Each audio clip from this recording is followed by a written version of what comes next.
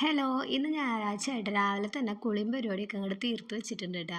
അച്ഛനും അമ്മയും ദേ എണീറ്റ് അവർ നേരമായപ്പോൾ അവർ എണീറ്റു കേട്ടോ. പക്ഷെ ഞങ്ങൾ നേരം വൈകി കിടന്ന കാരണം നേരത്തെ എണീക്കാൻ അത്രയും മടിയാണ് കേട്ടോ. പിന്നെ ആകെ കൂടി ഒരു ദിവസം കിട്ടണതായതുകൊണ്ട് അങ്ങനെ ഇന്ന് കിടന്നു. പിന്നെ അമ്മയ്ക്കുള്ള സമാധാനത്തിലാണ് ഇന്ന് കിടന്നത്. അല്ലെങ്കിൽ രാവിലെ നേരത്തെ എണീറ്റ് അടുക്കളയിൽ കയറണമല്ലോ.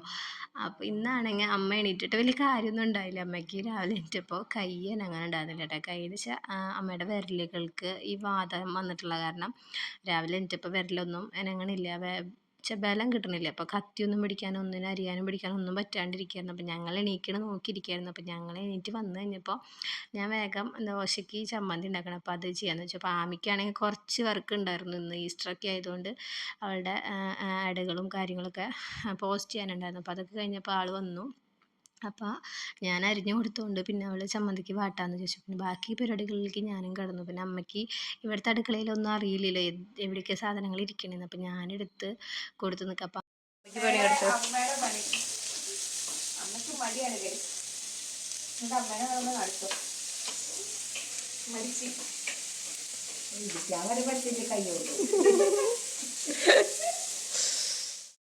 അപ്പോൾ സൈത്തേട്ടനാണെങ്കിൽ ചിക്കൻ വാങ്ങാൻ പോയിക്കായിരുന്നു കേട്ടോ. അപ്പോൾ ഞാൻ വരുമ്പോൾ 2 പാക്കറ്റ് പാല് വാങ്ങിക്കോ എന്ന് പറയുകയും ചെയ്തു. അപ്പോൾ കാപ്പിപ്പൊടി വാങ്ങാനായിട്ട് ഞാൻ പിന്നെ ഒരു വിളിക്കുമ്പോഴേക്കും ആൾ വീടെത്തിയിട്ടാണ്. അപ്പോൾ അതുകൊണ്ട് ഇന്നത്തെ കാപ്പി കൂടി നടന്നില്ല. അപ്പോൾ ചായ വെക്കാമെന്ന് വിചാരിച്ചു.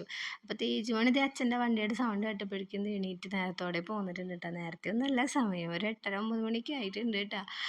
അങ്ങനെ ഞാൻ ദോശ ചൂടാനും ആമി ചമ്മന്തി ഉണ്ടാക്കാനും നിന്നു. അമ്മയാണെങ്കിൽ ഉച്ചക്കിലേക്കുള്ളത് ഇതിനെ കൈ വെച്ചിട്ട് ഇങ്ങനെ ഒരു കണക്കിന് ചെയ്യുന്നുണ്ട് കേട്ടോ.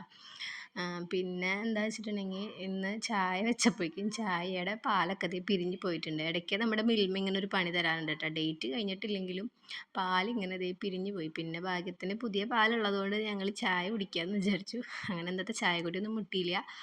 അങ്ങനെ അമ്മ മറ്റേ പോർക്കിറച്ചി ഉണ്ടായിരുന്നു. അപ്പോൾ അത് നന്നാക്കി എടുക്കാനായിട്ട് പതുക്കെ ഇരുന്ന് നന്നാക്കി കയ്യിന് ബലമില്ലാത്ത കാരണം കേട്ടോ. അപ്പോൾ ഞാൻ ചോറിന് ഉച്ചക്കിലേക്കുള്ളത് ചെയ്യാമെന്ന് വിചാരിച്ചു. അങ്ങനെ അതേ പോർക്കിറച്ചിയൊക്കെ വെച്ചിട്ടുണ്ട്. ഇനിയിപ്പോൾ ചിക്കൻ കൂടി വെക്കണം. അമ്മ അപ്പോഴേക്കും ഉഷാറായിട്ട് അമ്മയുടെ കൈയൊക്കെ ഒരുവിധം റെഡി ആയിട്ടുണ്ട്. പിന്നെ വേഗം ശരപടിയെന്ന് പറഞ്ഞ് ഫുഡൊക്കെ കൊടുത്തു വിട്ടാം. അങ്ങനെ അവർക്ക് കൊടുത്തിട്ട് ഞങ്ങനെ ഒന്ന് സുഖമായിട്ടിരുന്നു. ഇന്നാണെങ്കിൽ എനിക്ക് നടുവേദന ഇളകിയിരിക്കുന്ന ദിവസമായിരുന്നു. അത് കഴിഞ്ഞ് പിന്നെ ഞങ്ങൾ കഴിക്കാമെന്ന് വിചാരിച്ചു. അപ്പോഴാണ് ഒരു പഞ്ഞി പറന്ന് വന്നേട്ടോ. പഞ്ഞി ഇനി അത് പറന്ന് അതിൽ വീഴണ്ടെന്ന് വിചാരിച്ചിട്ട് വേഗം അതിനെ പിടിക്കാൻ നിന്നിട്ട് ആസ്വദിച്ച് കഴിക്കാമെന്ന് വിചാരിച്ചിരിക്കണേ. ഇന്നാണെങ്കിൽ ചിക്കൻ ഉണ്ട്, പോർക്കുണ്ട്, പിന്നെ എന്നിട്ട് സർലാസ് ഉണ്ട്, പിന്നെ എന്നിട്ട് ചക്ക നമ്മുടെ പുഴുക്കും വെച്ചിട്ടുണ്ട്. അപ്പോൾ അതൊക്കെ കൂട്ടിയിട്ട് ഒരു പിടി പിടിക്കാമെന്ന് വിചാരിച്ചു. അങ്ങനെ ആശ്വാസം പോലെ ഞങ്ങളെല്ലാവരും കൂടി ഇന്ന് ഫുഡ് കഴിക്കാനായിട്ട്. അപ്പോൾ ഇത് ആദ്യത്തെ ഈസ്റ്ററാണ് കേട്ടോ. ഇങ്ങനെ അല്ലെങ്കിൽ എപ്പോഴും വീട്ടിലേക്കാണ് വരാറ്. ഇത്തവണ ഇങ്ങോട്ടേക്കാണ് എല്ലാവരും കൂടി വന്നത് കേട്ടോ. അപ്പോൾ അതാണ് ഒരു സന്തോഷം.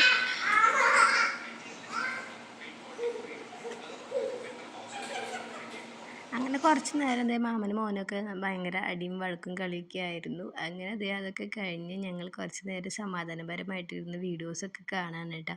അപ്പോൾ തേജുവേട്ടനാണെങ്കിൽ ബീച്ചിൽ പോകണം എന്നാണ് പറയുന്നത്. എന്ത്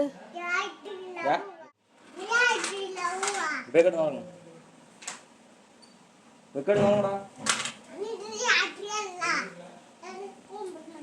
9 മണിയാന്ന് ഇപ്പോൾ സമയം. നമ്മളെങ്ങടാ പോണേ? നമ്മളെങ്ങടേലും പോണ്ടെന്ന് എങ്ങനെ പോണേ? പിന്നെ കടൽ കാണാൻ പോവല്ലേ നമ്മള്?